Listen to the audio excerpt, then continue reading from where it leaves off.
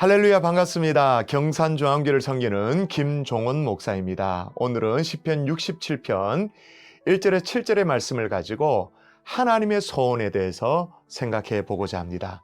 여러분, 지구상에 존재하는 국가의 수는 몇 개쯤 될까요? 아무도 정답을 모릅니다. 왜냐하면 국가에 대한 정의에 따라 각각 다르기 때문입니다.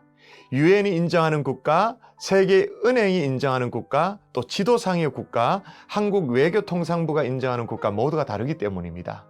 국제법상으로 인정된 국가는 242개 나라입니다. 반면 세계 지도 정보에 의하면 237개의 나라가 있습니다. 또 세계은행 통계에 의하면 229개의 나라가 있죠. 요즘 모든 코로나로 이렇게 얘기하는 시대니까 코로나 발병 국가로는 220개의 나라가 있습니다. 수많은 나라가 있는데 오늘 본문의 시편 67편은 그 모두 다양한 나라와 민족을 다 끌어안고 기도합니다. 같이 한번 볼까요? 3절을 보시면 하나님이여 민족들이 주를 찬송하게 하시며 모든 민족들이 주를 찬송하게 하소서. 이게 얼마나 사무쳤으면 똑같은 얘기를 한 번 더 해요. 5절에 똑같은 얘기를 합니다. 하나님이여 민족들이 주를 찬송하게 하시며 모든 민족으로 주를 찬송하게 하소서. 할렐루야. 여러분, 오늘 읽은 시편 67편은 열방을 향한 선교의 시라고 별명이 붙어져 있습니다. 그런데 여러분, 좀 이상하지 않으세요? 시편이 선교의 시라니. 구약 한가운데서 신약의 사도행전이나 로마서가 아니고 그런 생각을 하시죠? 저를 비롯해서 많은 또 성경을 좀 읽었다라는 분들이 갖기 쉬운 오해가 있는데, 구약의 하나님은, 특별히 구약 성경은 유대인에게만 관심이 있지 이방인들은 별로 관심이 없을 것이라는 오해를 가집니다. 그러나 실은 그렇지가 않아요.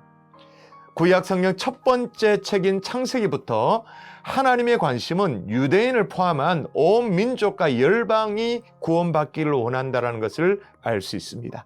창세기 22장 18절에 보면 아브라함을 축복하시는 그 장면인데, 또 내 씨로 말미암아 천하 만민이 복을 얻으리니 이는 내가 나의 말을 준행하였음이니라 하셨다 하니라. 하나님이 아브라함에 말씀하시기를 네 씨로 말미암아 천하 만민이 복을 얻을 것이다 라고 그렇게 하셨어요.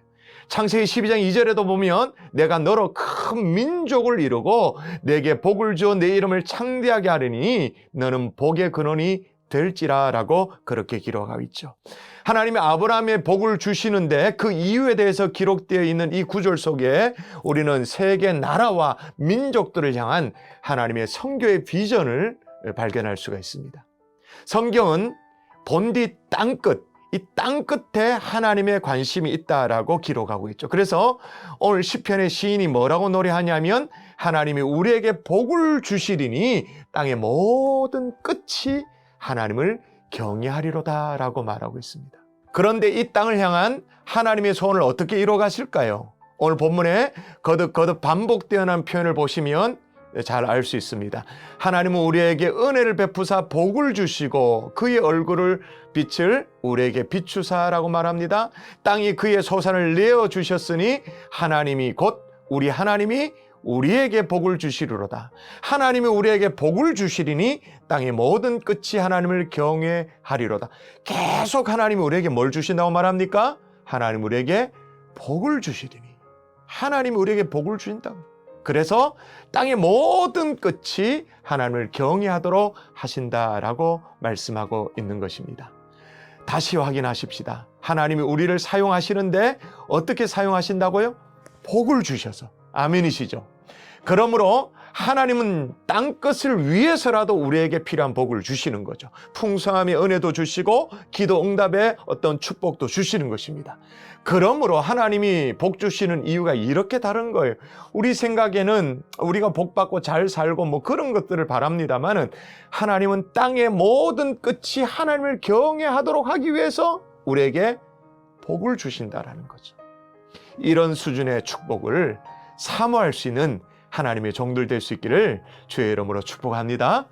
근데 진짜 복은 조금 다릅니다. 여기 보시면 얼굴빛을 비추사라고 되어 있는데 1절에 보면 하나님은 우리에게 은혜를 베푸사 복을 주시고 그의 얼굴빛을 우리에게 비추사라고 말합니다. 오늘 시편은 말 그대로 시잖아요. 1절에 표현하고자 하는 것이 시적 대꾸가 있는데 평행에서 보면 어떻게 되냐면 아래 위로 주시고가 나오고 비추사가 나옵니다. 또 우리에게는 대각선으로 또 우리에게 이렇게 되어지죠. 하나님은 우리에게 주신다라는 거예요. 근데 뭘 주시느냐? 하나님 우리에게 복을 주신다. 그게 뭔지를 또 다시 설명하기를 우리에게 얼굴빛을 주신다. 비춘다. 결국 이게 복이라는 거예요. 그의 얼굴빛. 오늘 시인은 하나님이 우리에게 은혜를 베푸사 복을 주시는데 진짜 복이 뭐라고 시작을 하고 있냐면 하나님의 얼굴을 바라볼 수 있는 것. 이것 자체가 은혜다. 축복이다. 하나님의 얼굴을 바라볼 수 있는 눈이 내게 열려 있는 것. 그것 자체가 축복이다라고 말하고 있는 거죠. 그 복으로 땅끝을 하나님을 경외하도록 하라라고 말하고 있는 거예요. 여러분, 우리가 인생을 살다가 왜 자꾸 흔들립니까? 왜 쓰러집니까? 시마다 때마다 보는 것이 달라지기 때문에 자꾸 흔들리는 거예요. 우리 인생을 지탱하고 있는 이 다리의 힘이 풀려서가 아닙니다. 뭐 다리의 균형을 못 잡아서가 아니에요. 우리의 시선의 문제인 거죠. 여러분, 발레하는 것을 한 번씩 보시면 발레리나가 연기를 하다가 여자 주인공이 어떤 그 토 슈즈를 신고 한 곳에 머물러서 제자리에 턴하는 것을 볼 수 있을 거예요. 그것을 뿌에떼라고 말하는데 리듬 체조 선수였던 손현재 선수도 자기 프로그램을 구성할 때 이 발레 동작, 뿌에떼 동작을 넣어가지고는 높은 어떤 예술 점수를 받기도 하고 그랬잖아요. 백조의 호수를 보면 최고 클라이막스 대목에서 이 발레리나가 뿌에떼를 하는데 32바퀴를 돕니다. 제자리에서 뺑뺑 도는 거죠. 보통 사람은 제자리에서 서너 번만 돌아도 그냥 균형을 못 잡고 넘어지는데 발레리나는 32번을 돌고도 넘어지지가 않아요. 신기하잖아요. 제가 언젠가 러시아 코스타를 인도하러 갔다가 러시아의 볼쇼이 발레단에 유학을 온 친구가 물어요. 목사님, 발레리나가 저렇게 제자리에서 턴을 하는데 어지럽지 않고 넘어지지 않는 이유를 아세요? 라고 물어요. 뭐 제가 알겠어요? 당연히 모르죠. 그 친구가 자기의 영담을 곁들여서 저에게 설명합니다. 그 비결이 뭐냐? 발레리나는 무대 정중앙에 한 사람을 주시해 보고 있다는 거예요. 그리고 한 사람을 보다가 팔과 몸이 다 돌아가고 그 다음에 마지막에 얼굴을 쫙 돌린다는 거예요. 그리고 얼굴을 제일 먼저 돌려서 또 그 사람을 본다는 거예요. 제일 마지막에 돌리고 제일 먼저 돌려서 한 사람을 계속 응시해서 계속 시선이 한 사람에게 집중되어지도록 한다는 거예요. 그게 넘어지지 않는 비결이라는 것입니다. 넘어지지 않는 이유가 다리에 있지 않고 어떤 신체의 어떤 균형감이 있지 않고 시선에 있다는 것이죠. 우리의 신앙도 이런 것입니다. 우리의 어떤 성교적 마인드가 식지 않는 것도 바로 이런 것입니다. 시선 처리를 어떻게 하느냐. 믿음의 주요 온전케 하시는 주님을 바라볼 수 있기를 주 예수 이름으로 축복합니다. 그렇게 주님을 쭉 바라보다가 우리의 시선이 주님께 꽂혀 있다가 주님이 바라보는 땅끝도 저와 여러분이 바라볼 수 있게 되어지는 그런 은혜. 그래서 하나님의 소원이 우리 마음속에 담겨지는 하나님의 종들 될 수 있기를 주 예수 이름으로 축복합니다.